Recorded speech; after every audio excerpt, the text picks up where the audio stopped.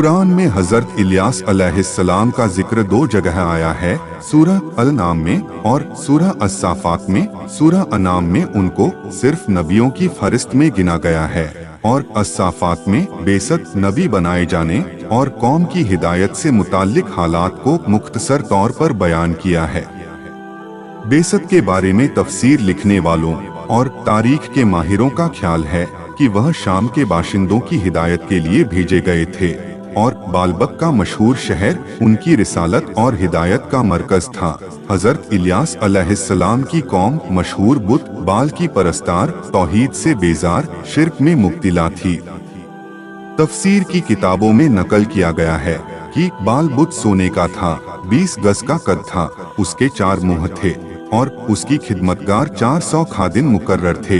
हजरत इलियास अलैहिस्सलाम की कौम दूसरे बुतों के साथ खुसूसियत से उसकी पूजा करती थी, चुनाचे इस पहलू से कुरान में इसका जिक्र आया है।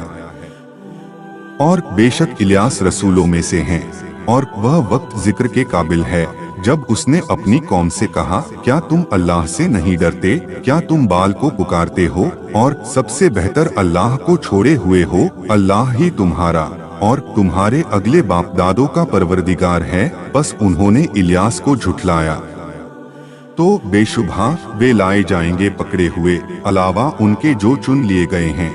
और हमने बाद के लोगों में इलियास का जिक्र बाकी रखा। इलियास अलैहिस्सलाम पर सलाम हो, बेशक हम नेकों को उसी तरह बदला दिया करते हैं, बेशक वह हमारे मोमिन बंदों में से हैं।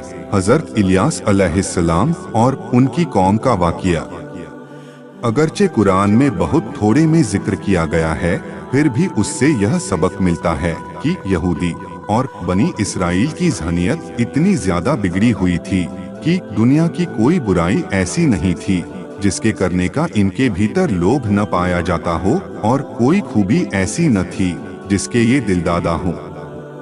नबियों और रसूलों के एक लंबे और लगातार सिलसिले के बावजूद बुत परस्ती, अनासिर परस्ती, तारा परस्ती, गर्ज गैर अल्लाह की परस्तिश का कोई शोबा ऐसा न था जिसके परस्तार ये न बने हों। पर कुरान मजीद में बनी इसराइल से मुताल्लिक इन वाक़ियों में जहां उनकी बदबख्ती और टेढ़ेपन पर रोशनी पड़ती है, वहीं हमें यह नसीहत भी मिलती है कि अब जबकि नबियों और रसूलों का सिलसिला खत्म हो चुका है और आखिरी नबी के आ जाने और कुरान के आखिरी पैगाम ने इस सिलसिले को खत्म कर दिया है, तो हमारे लिए बिल्कुल जरूरी है कि बनी इसराइल की बिगड़ी फितरत और तबाह ज़हनियत के खिलाफ अल्लाह के हुक्मों को मजबूती से पकड़े और उनमें टेढ़ और बिगाड़ से काम लेकर उनके खिलाफ चलने की जुर्रत न करें।